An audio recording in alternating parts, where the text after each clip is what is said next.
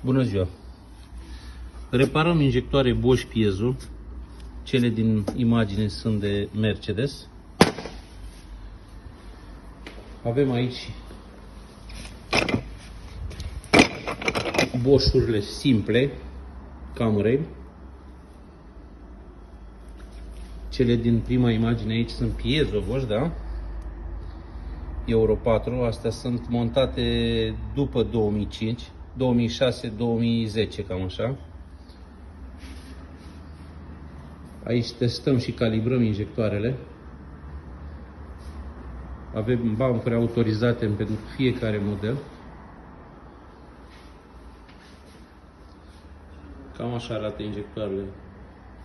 Reparăm și pompe de uză pentru Volkswagen. 1.6-le de la KYC. Majoritatea injectorilor.